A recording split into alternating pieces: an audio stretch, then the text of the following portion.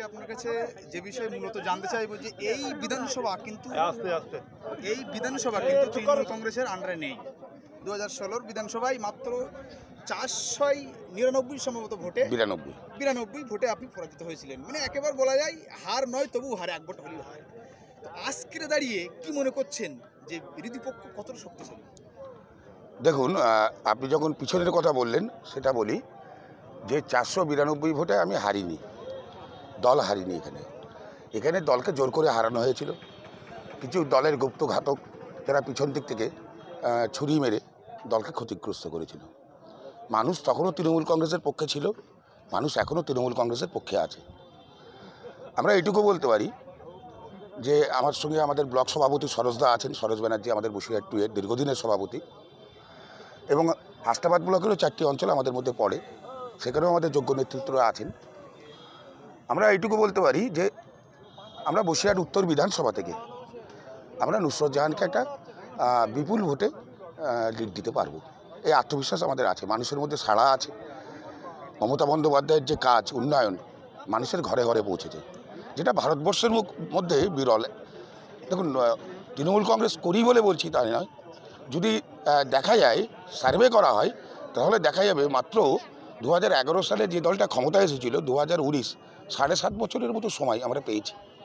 এই 7.5 বছরে পশ্চিমবাংলার প্রায় 9.5 কোটি মানুষের ঘরে কোনো না কোনো প্রকল্পের সুযোগ পৌঁছে দেওয়া, এটা কিন্তু একটা বিরলতম বিষয়।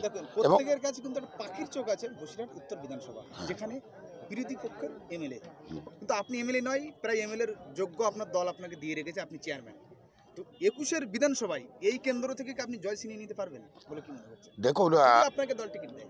দেখুন, আমি বলি, আমরা এখন লোকসভা নির্বাচন নিয়ে লক্ষ্য রেখে এগোচ্ছি। আমরা বসিরহাট লোকসভায় আমরা আশা করি আমরা অন্তত 20 থেকে 25 হাজারের বেশি ভোটে আমাদের দলীয় প্রার্থীকে এখান থেকে এগিয়ে দিতে পারবো।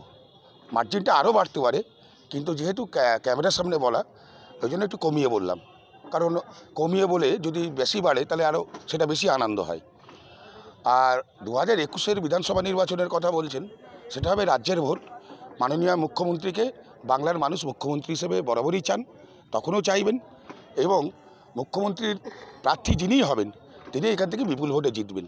দল যদি আমাকে প্রার্থী করে, অবশ্যই মমতা বন্দ্যোপাধ্যায়ের আশীর্বাদ নিয়ে বসিরহাটের মানুষ আমাদের সঙ্গে আছে, আমরা এখান থেকে বিপুল ভোটে জয়যুক্ত হতে পারবো। একটা প্রশ্ন করবো সরোজদা আপনার কাছে, যে এই বিধানসভা প্রত্যেকবারই কিন্তু প্রশ্নচিহ্ন দাঁড়িয়ে গেছে যে কেন হারলো, তারপরেও আজকে যে বিশাল জনস্রোত, যে কর্মী সভাটা জনসভায় পরিণত হয়েছে, তো আপনি কি মনে করবেন যে মানুষ, যারা বিরোধীরা বলছিলেন যে নুসরত জাহানের এগেনস্টে মানুষের একটা ক্ষোভ তৈরি হয়েছে যে প্রার্থী নিয়ে, একদম যেটা সত্য কথা, প্রার্থী নিয়ে বা বসিরহাট লোকসভার মানুষের ভিতরে ক্ষোভ তৈরি হয়েছিল এবং কর্মীদের ভিতরেও ক্ষোভ তৈরি হয়েছিল, এটা আমরা জানতে পেরেছি অলরেডি। তো সেই জায়গায় আজকের এই যে বিশাল ভিড়, কি মনে করছেন, সেটা কি শেষ?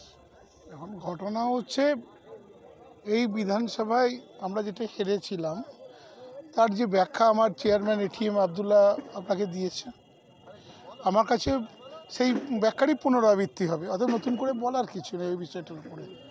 দ্বিতীয়টা হচ্ছে, আপনি যেটা বলছেন যে নুসরত জাহানের এগেনস্টে যে ক্ষোভ, আমাদের প্রার্থীর এগেনস্টে যে ক্ষোভ, আজকে যে সভা হলো, যে কর্মী সভা হলো, এই কর্মী সভাতে যে কর্মীদের এখানে উপস্থিতি, সেটা নিশ্চয়ই প্রমাণ করে যে ক্ষোভ কারা বলেছে। আমাদের কাছে কোনো খবর নেই, আমরা দেখিনি ক্ষোভ কারা বলেছে, কোথায় বলেছে।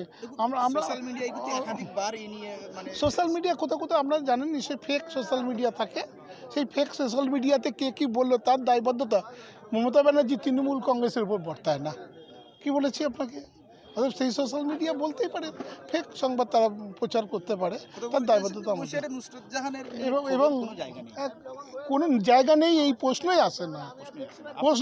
এটা হচ্ছে আমাদের কাছে তৃণমূল কংগ্রেসের দলীয় কর্মী হিসাবে এটা হচ্ছে আমাদের কাছে বক্তব্য, সেরকম কোনো প্রশ্নই নেই আমাদের কাছে।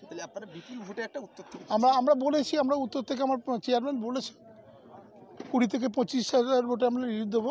পরবর্তীকালের পরিস্থিতিটা আমরা চেষ্টা করছি এটা যেটা আরও বেশি বাড়ে, এটা যদি বেশি বাড়ে সেটা আমরা নিশ্চয়ই চেষ্টা করবো দলীয় কর্মী হিসাবে, এটুকু নিয়ে আমরা বলতে পারি আপনাদের কাছে।